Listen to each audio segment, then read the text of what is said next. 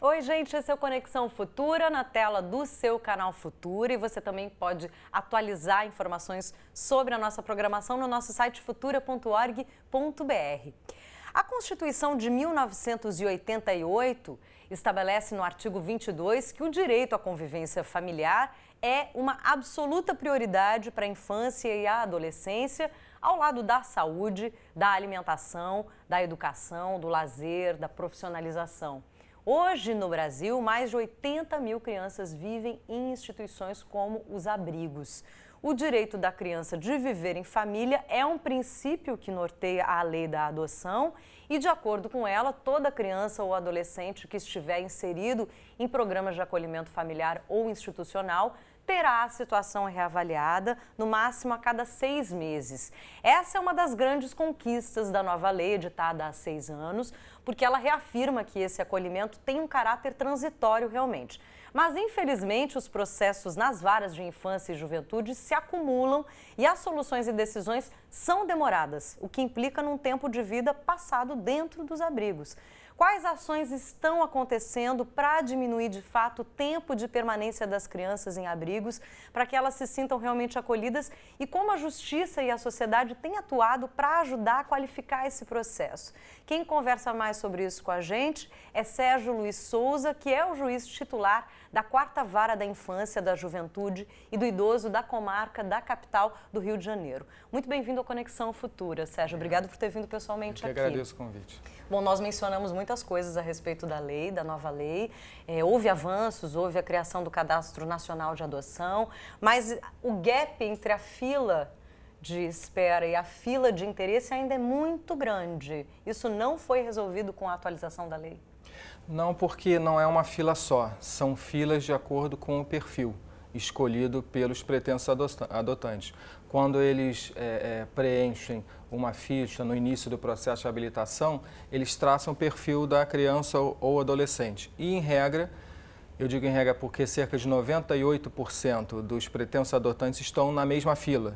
Qual a fila? De crianças de 0 a 2 anos, sexo feminino, sem problema de saúde, sem grupos de irmãos. Ou seja, uma minoria mesmo que não tem preferências necessariamente. Exatamente. E até hoje existe um entendimento, que eu também gosto, sou muito simpático a ele, mas que ainda não está vigendo, que é o de que não deveria haver essa ficha, né? Porque acaba que a pessoa constrói uma criança idealizada. E seria muito mais interessante nós mostrarmos para as pessoas, as crianças e adolescentes que nós temos, no lugar de essas pessoas nos dizerem aquilo que eles imaginam, né? Nós mostrarmos a realidade. Que nós temos quase 50 mil pessoas na fila do Cadastro Nacional de Adoção e em torno de quase 5 mil crianças e adolescentes. Só que 98%, como eu falei, dessas pessoas estão naquela fila de um único perfil da criança de 0 a 2 anos. Por que esse ideal ele é construído e por que tanta resistência e medo até em adotar uma criança já que tem uma formação inicial, já tem uma experiência de vida e até mesmo um jovem? Eu acredito que as pessoas tendem a crer que, pegando a criança em tenra idade, bem pequenininha, elas vão formar a personalidade de acordo com os costumes da família, e quando vem uma criança ou um adolescente já numa idade, né, mais avançada, ela já traz toda a sua carga de vida, etc. Mas isso nós temos vários casos de adoção, como a gente chama de adoção tardia, e hoje, a partir de 8 anos, a gente já começa a falar em adoção tardia. Já a partir de 7, 8 anos já começa a ficar muito difícil uma adoção. A partir de 10, então, dificílimo até para a adoção internacional, que já teve uma idade mais avançada. Mas nós temos vários casos de adoções tardias muito bem sucedidas. Acho também que isso deve ser colocado em pauta para a sociedade. Deve se falar mais em adoção tardia. Os grupos de apoio à adoção têm que estimular a adoção tardia, que são grupos que nos apoiam muitíssimo, tem um trabalho muito relevante, mas as pessoas têm que ter mais contato com essas crianças e adolescentes, porque dali, né, nesse contato, certamente pode surgir dessa convivência, se cria um vínculo possível, vínculo, né, para se formar uma nova família. Exatamente. Agora, a própria nova lei estabelece um período máximo de 2 anos de estada no abrigo, nas casas de acolhimento. Isso tem acontecido? Em muitos casos não, porque quando não há quem adote essa criança, primeiro a gente tenta a reintegração familiar, com os pais com família extensa, avô, avó, tio, tia, etc. Muitas vezes não é possível, de todo não é possível a reintegração.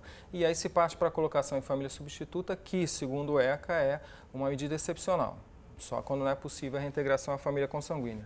E assim a gente faz, só que essa criança, esse adolescente pode estar naquela situação que não tem ninguém na fila para ele. A realidade é muito distinta do que a lei estabelece como o ideal. É distinta. O que acontece com essa criança, esse jovem até mesmo, que está com 15, 16 anos e não foi adotado? Porque ele já, daqui a pouco, vai virar um maior de idade e vai precisar de outro tipo de apoio.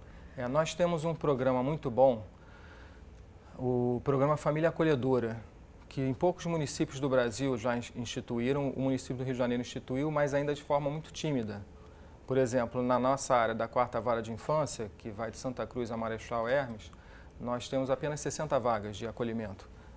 Então, essa criança, esse adolescente, ele sai da instituição de acolhimento e vai para uma família, não é uma adoção, não é uma guarda, mas ela fica ali com aquela família para exatamente conhecer o que é uma dinâmica familiar, o que é viver, o que é estar num lar, numa residência, e isso vai servir para a vida dela à frente e há uma atenção individualizada para ela.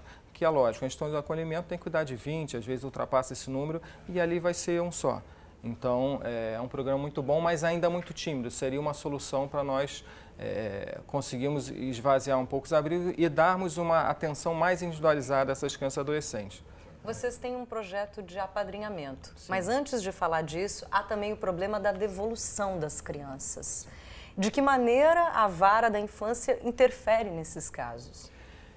Primeiro, com a equipe técnica acompanhando esses casos, intervindo, e nós já conseguimos que não acontecessem várias devoluções, porque muitas vezes aquela família, aquela nova família está precisando de um apoio psicológico, seja para a criança e adolescente, seja para aquele pretenso pai ou mãe.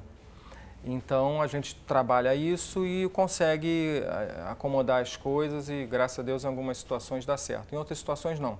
A gente tem situações muito traumáticas que as pessoas simplesmente levam lá as crianças ou adolescentes, deixam lá na nossa porta, dizem que não querem mais, que não pode mais ficar criança ou adolescente. E os motivos, quais são os motivos? Teve um recente que eu julguei que uma das alegações dos pais adotivos é que as crianças comiam muito, né? E que eram mal educadas, ou que não quer obedecer, que quer chegar tarde em casa, não quer ir para a escola, demandas naturais de crianças e adolescentes. É um despreparo e também uma falta É uma constatação de que a intencionalidade de ser pai não foi talvez entendida também. Sim, com certeza. E o Ministério Público propõe, então, nesses casos, ações para ressarcimento por danos morais. Para essas crianças, nós tivemos oportunidade de julgar recentemente uma, que foi esse caso que eu disse, e condenamos em R$30 mil o valor da indenização, porque realmente o caso foi responsabilizado. Para finalizar, Sérgio, como é que funciona esse projeto de acolhimento, de apadrinhamento, na verdade, né? Sim. Quando não existe o acolhimento propriamente dito, que vocês encontraram como alternativas também para oferecer mais oportunidades e outros tipos de contato que não seja simplesmente a adoção. Nós vimos muita dificuldade material nas nossas instituições de acolhimento e vimos também muitas crianças sem nenhuma referência afetiva, sem ninguém por elas. E aí nós criamos esse projeto que é o... Que tem o blog, né, disponível, que é o 2vr1ji.blogspot.com.br, que está aí na sua tela. Apadrinhar, amar e agir para materializar sonhos. E nós temos 3 modalidades de apadrinhamento, que é o apadrinhamento provedor, é aquele que vai olhar aí no blog quais são as necessidades das instituições de acolhimento. Não há dinheiro passando na mão de ninguém da Vara da Infância, ninguém da instituição de acolhimento. Ele vê com a necessidade, compra o item, manda entregar, depois pode agendar para ir lá visitar, para ver se está acontecendo. Tem o colaborador, que é aquele que vai prestar um serviço. Nós temos mãe e filha hoje que vão ministrar aulas de inglês numa determinada instituição. São muitas experiências. E tem o apadrinhamento afetivo, que é para essas crianças sem nenhuma referência familiar, para ter algum contato com uma pessoa que queira ali se dispor um pouquinho a dar uma atenção para ela. Basta procurá-los na 4ª Vara da Infância. Sim. Qualquer pessoa do Rio de Janeiro ou pode ser de fora do Rio de Janeiro também? Qualquer pessoa, não há problema. É só ela escolher a modalidade e se encaixar. E esse projeto, ele está sendo estudado pelo tribunal para ser implantado no Tribunal de Justiça no estado todo. E o Conselho Municipal de Direitos da Criança e Adolescente já adotou o apadrinhamento afetivo como política pública do município, que é muito importante. Excelente. E que também é estimulado pelo CNJ também o apadrinhamento. E que tomara que seja estimulado a implantação de outras políticas públicas em outras cidades. Obrigada, Sérgio. Obrigada mesmo. Até uma próxima oportunidade. Parabéns pelo trabalho. Muito obrigado.